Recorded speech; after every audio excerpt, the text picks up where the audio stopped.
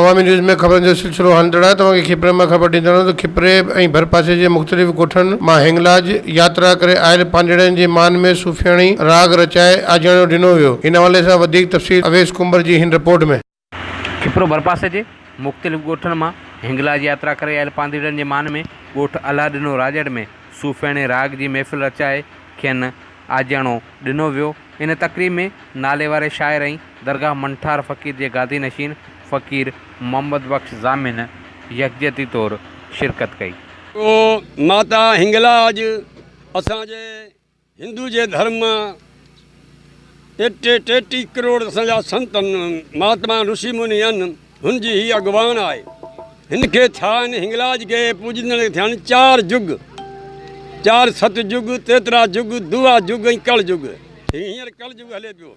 ठाहियो जंहिंमें वलियुनि जी सॼी ज़मीन वलियुनि जी आहे। असांजे साईं आया हिते हाज़िरी भरी। असांजे बंगल पिडात में असांजे महिमान जेके आया हिते असांजी तमामु इन्हनि जी महिरबानी। जेको असांजे सत्संग में जेके हिंगलाज माता खां असांजा जेके दोस्त असांजा माइट जेके हिंगलाज करे आया आहिनि, उन्हनि जी महिरबानी। असांजे सत्संग में जेके मीडिया वारा शामिलु थिया आहिनि, उन्हनि जी महिरबानी।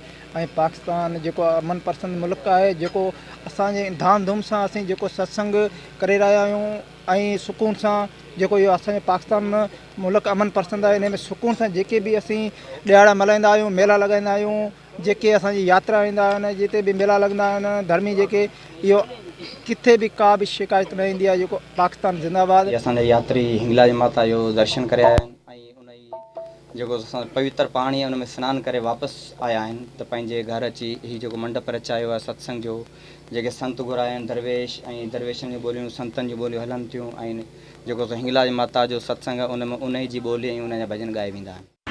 सूफ़ियाणी राग जी महफ़िल में शरीक माण्हुनि जो चवणु त सिंध वलियनि जी सरज़मीन आहे, जिन सदाईं प्यार मोहबत अमन जो दर्स ॾिनो आहे ऐं सिंध में का बि मज़हबी इंतिहा पसंदी जी गुंजाइश न आहे।